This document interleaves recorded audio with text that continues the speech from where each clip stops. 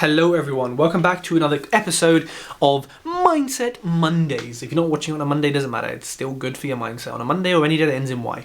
So today I want to talk through some Stoic quotes, and I want to maybe talk through and explain what they mean to me and how we can implement them in our businesses, and in particular in property businesses. So how these, I want to show you that they apply to property specifically and give you specific examples of how that works. So I've got some up on my screen. I can't remember all of them top of my head. So I'm going to read some to you and then maybe talk you through them. So let's start with one from Marcus Aurelius. The best revenge is not to be like your enemy. So, they were in times of battle and, fighting each other with sandals and gladiators and that shit. So it is incredibly relevant, but I'm not going to say enemy. I'm going to say the best revenge is not to be like the people who do you wrong. So you got a bad builder and they act immature, they mess things up, they take it a bit sort of rough, they don't handle a situation well, they leave the property in a mess. The best revenge is not to be like them, it's to learn from them, it's to learn from that. And that's a message and a warning to tell you, okay, well, next time you get a builder, maybe you need to check X, Y, Z. The next time a solicitor does something really slow and really irritating, instead of giving them that attitude back, just smile and wave.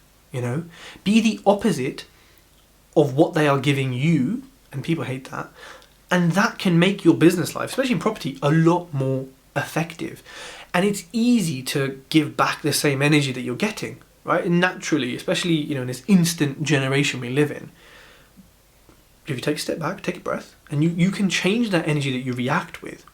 And that is a good form of, revenge, for a lack of a better way to put it. I'm picking some interesting quotes here to kind of challenge me live on this podcast and video.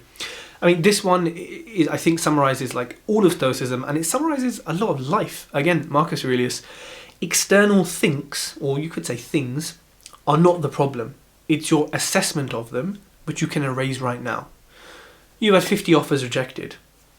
Is that a problem? Or is it how you feel about the 50 offers that's a problem? Is it because you think you're not getting anywhere? Is it because you're not getting any closer to your target? Because being rejected is not nice.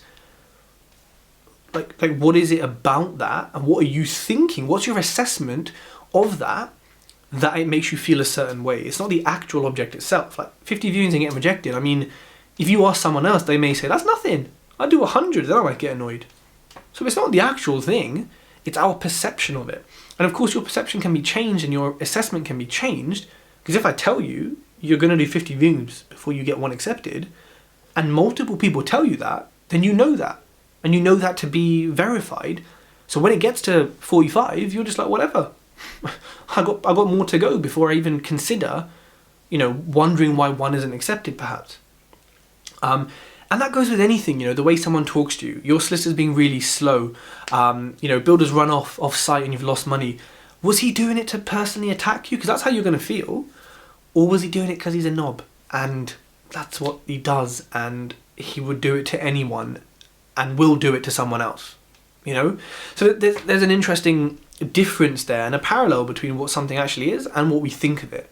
And I think in property, there's so many challenges all the time that really your assessment of them has to be, preferably in business, not as emotional and not as, why is this happening? Why is it happening to me? More just, okay, it's happened. I assess that this is a problem. I assess a solution. Let's put that into place. That's how I think you can kind of take that quote into it. So Marcus Aurelius, again, he's probably my favourite Stoic, but he said, it never ceases to amaze me. We all love ourselves more than other people, but care more about their opinion than our own. When you're starting out, this is so easy to fall into the trap of not just others' opinions of you, but others' opinions full stop. Oh, they're doing that strategy. Why am I not doing that? They're making that amount from that. I haven't made that amount from that. They've never had maintenance once in 10 years, which are lying. But, how come I don't have that? So it's so easy to get dragged into that and comparing, oh, well, they have this. Yeah, probably because they're 10 years ahead of you. Of course they're going to have a Lamborghini. Of course they're going to be in a different situation to you. And that's really important to notice, but also to think that, if we love ourselves the most, right, above everyone else, why is their opinion somehow higher than our own opinion of ourselves? Like, it doesn't really make sense? Why are we valuing what they think so much? Why are we doing HMOs because our favourite investors are doing it and we want to impress them? Why are we jumping into developments first of all? Because I want to get straight to 200 grand development profit. Well, who is that trying to impress? And it might not be anyone. It could be yourself. It could be you're trying to impress your own ego. So this has a different level to it where, whose opinion is it? Is it something within you? Or is it someone else or someone you've seen has done something and you want to do better? Or you want to show them better? What is it? I think it's important to delve into that, especially when you are starting out. Let's look at another quote. I'm trying to find one that's not much. Let's do a Seneca quote. Seneca was an interesting chap, if you've ever read his story. One of my favourites. If a man or if a person knows not which port they sail, no wind is favourable.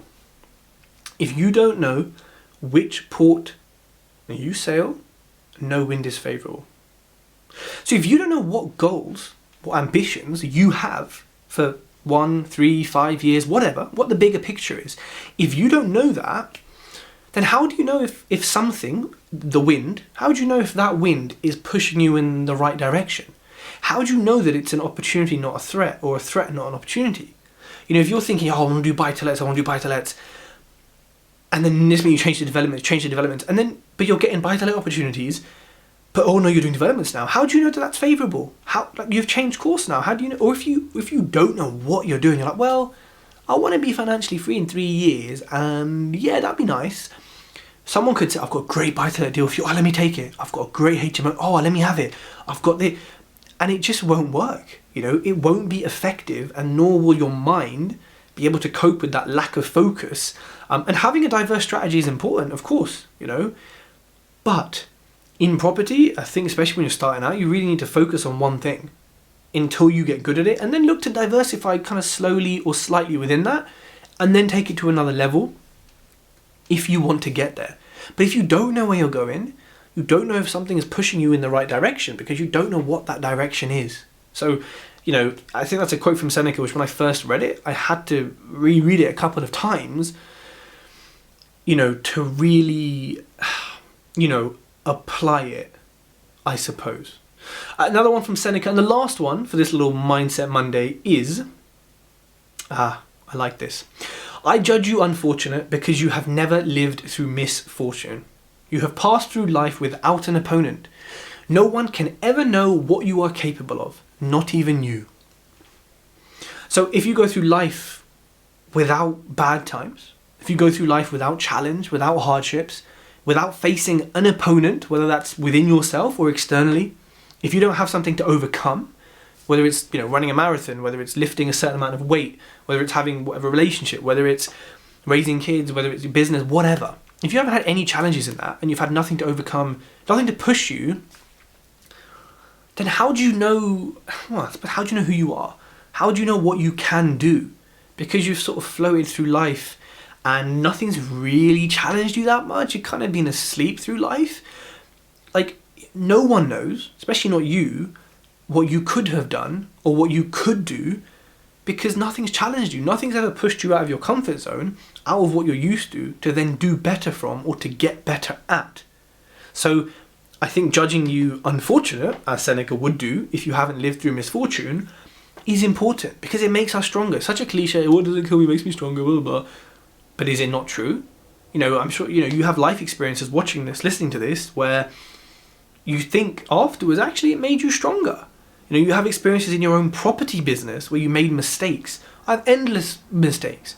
But I know now they're never, ever happening again, And for me, that's really important. That is something to look at and reflect and inevitably get stronger from. So in your business especially, you have to. There's no choice. If you've had issues with conveyancing, you've had issues with a certain type of property, with leaseholds, with whatever, you have to get stronger from that. So when it comes back to it, you're not hit with the same issue. So I hope you've enjoyed this short episode of Mindset Mondays. A few of my favourite Stoic quotes. I have loads. If you haven't read books by Ryan Holiday, they're somewhere on that shelf. I really recommend you check them out. Obstacle is the Way, Ego is the Enemy, and Stillness is Key are the kind of trilogy, and a really nice introduction to Stoicism and philosophy. without being too old worldy and Latin and things like that. It's pretty easy to understand.